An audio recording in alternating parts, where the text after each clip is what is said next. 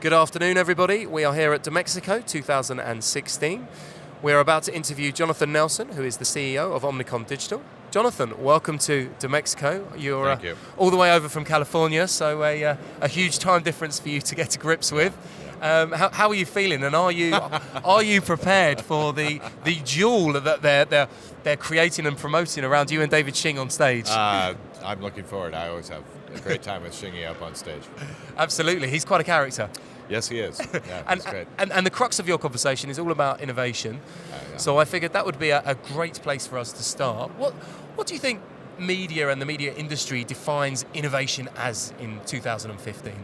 Well, innovation's a pretty broad topic, and what it means to us is constantly pushing the boundaries. Really, most recently, we're really focused on data and technology, really the science side of things, mixing with the art. So art and science coming together, creativity and technology pushing forward to put the right message in front of the right person at the right time on the right device. Absolutely. So kind of like a hyper-personalized, if you like, message from the data and the creative. Part of it is personalization, but really focusing on using all the ad tech, which is really represented here at DMEXCO, yes, with a healthy dose of just great creativity, great messaging.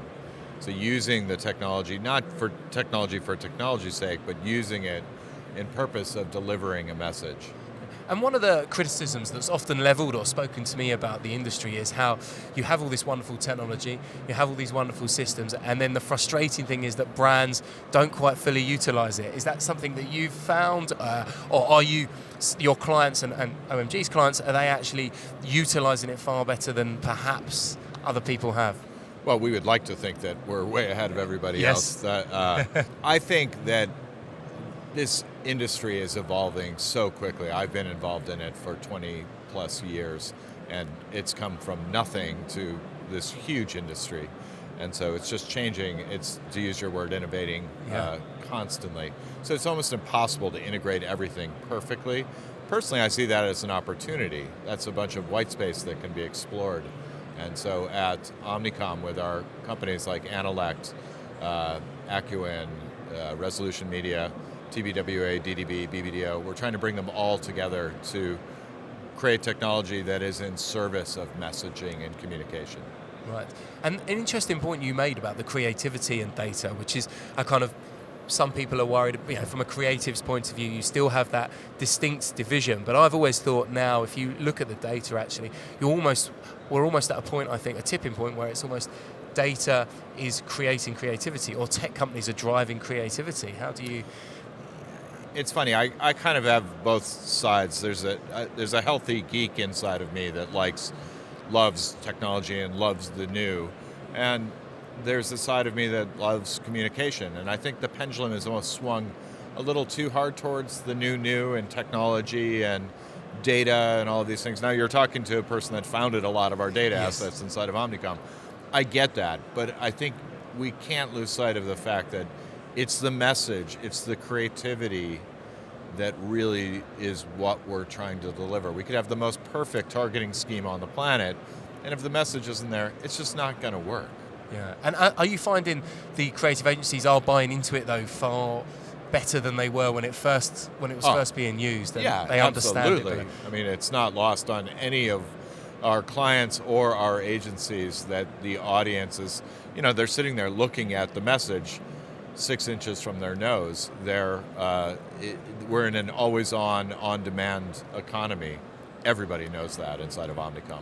And are there, everyone talks about the Chinas or the Brazils of this world, and they automatically, and in some places wrongly assume, I think, that they're the kind of innovation hubs of the world when it comes to media. But from your experience and your travels around the globe, is there anywhere in 2015 where you've kind of thought, wow, actually, they're far more innovative in their campaigns than I would have imagined? Well, innovation comes from everywhere. I mean, we've seen great work from McDonald's in Singapore. We've seen amazing work out of the Nordic countries in the past year, some of the most sophisticated data-led initiatives that we have are there.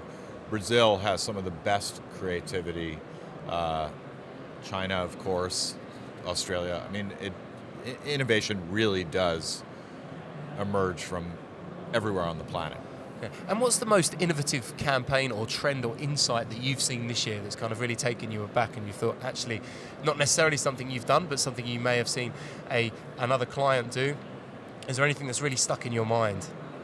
I think really sophisticated uses of data and people that do the entire pull through. So some of the work that I've seen behind the scenes from, say, Airbnb, I think are quite interesting.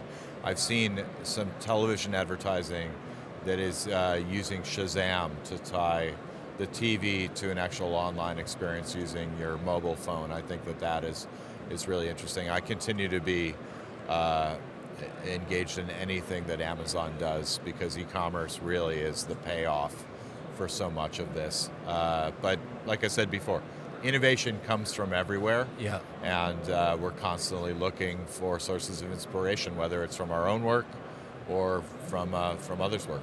And in terms of using that, kind of finding that inspiration and those innovative techniques, are you constantly looking outside of media? So what we're seeing now is media driving kind of politics, it's driving economies, it's driving social.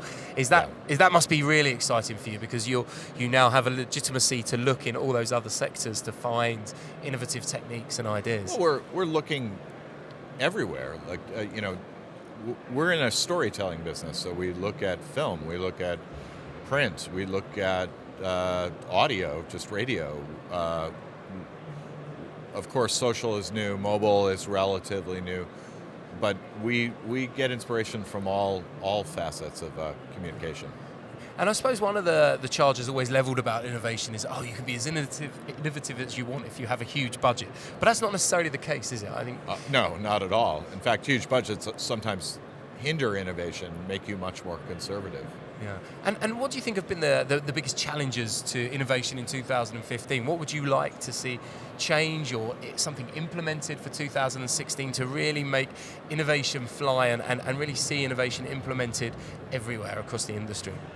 Well, I think standardization of platforms helps a lot, but it's almost innovation oftentimes has to do with the mindset, which is to truly innovate, you have to be a little bit more fearless. Not that you should be reckless. I don't think you should be reckless, but sometimes you fail, and that's okay. I think the idea of failing forward or failing faster, figuring these things out, really allows you to advance and push the craft much further than if you just stood back and said, we'll see what everybody else does, and then we'll do a little bit of that. That's not really true innovation. Yeah. And how hard is it to persuade clients and brands to actually become a little bit risky and do something that's very different? Because we all know certain clients like to get stuck in not necessarily a rut, because that's the wrong word, in a certain mindset, like you say. How hard is it to persuade them to come out of that mindset? Well, innovation is one of those words. It's like, would you like to be innovative? Every client is going to say, yes, of course we want to be innovative. Well, what about these 5 ideas that really maybe make you a little uncomfortable? And it seems like clients are buying much more innovative, edgier ideas recently or in the past couple of years because they realize that the traditional marketplaces that they've relied on, the communications channels, are not as reliable, and that audiences are shifting, behavior is shifting, the audiences are fragmenting, and so that they have to take some risk and they need to innovate. So I think that there's a really great environment for innovation right now. Great. So kind of a nice melting hub that people are actually buying into, which is wonderful. Yeah, they realize that they have to change. Everybody has to change. Okay. And so you're talking this afternoon with Shingy. Of course. It's being billed as some sort of battle between there's no such thing as innovation, there is innovation, no innovation is innovation. Yeah. What's the real truth behind the conversation? What will you be, if you could surmise what you're going to be doing, or a kind of little precursor as to what you'll be talking about on stage, what would it be? Well, David Shing is a great individual. He's fun, he's engaging. I requested that we do this together. He's an old friend. So we'll get up there and we'll mix it up. I mean, I think we're both in agreement that there's quite a bit of innovation and opportunity out there. I mean, more than I've ever seen in the 20 plus years I've been doing this, and I think you would agree with me. So we'll try to make it fun and engaging and interesting. And we'll see how it turns out. And where are the key opportunities if you were a brand or an agency looking to use innovation? What do you think are going to be the key I suppose, if you like, the key opportunities in 2016? The coordination and integration of media, which is really around data and media buying, finding your audience, coordinating that with your messaging, and figuring out what is the right narrative, what are the right media types to choose from, how do we coordinate the data together, and then, if possible, connecting that to commerce. The coordination of that is not trivial. Right. It's very, very hard to do. And I believe that those that can do that will really excel. Okay, that's an interesting challenge, and one that's... it's very, very... I mean, it's why Yeah. large companies like ours exist, because this is not easy to do. And to do it in 40 languages for a big brand, to do it across all the media types, all the devices, all the different data types, have it all make sense. Yeah. It requires a lot of effort, but the stakes are huge. Yeah, and it certainly gives in this ever-evolving media landscape and the role of agencies, they've had to considerably change over the last 4 or 5 years. Yeah. That now gives you guys a real purpose and gives more people within the industry an understanding of what you guys do if you're able to deliver that on such a large scale, doesn't it? Yeah, I think, most clients have known that in order to make all the small component pieces work, that it takes a massive amount of coordination. I think a lot of people who are outside of the business think that we just make 30-second movies. Business is a lot more complex than that, and always has been. Absolutely, absolutely. And I suppose finally, is there anyone or any session you're excited about seeing over the next 2 days? Is there anyone you've seen so far that you've been impressed by? And I suppose, what does coming to an event like DMEXCO do for you guys? What do you get out of it? Coming to an event like DMEXCO broadens our perspective.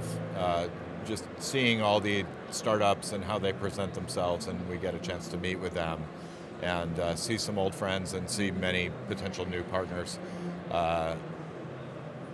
Just charting the evolution of this industry as it's growing is what these conferences are about. So, it's noon right now in Germany. This is probably my 5th or 6th meeting. Yeah.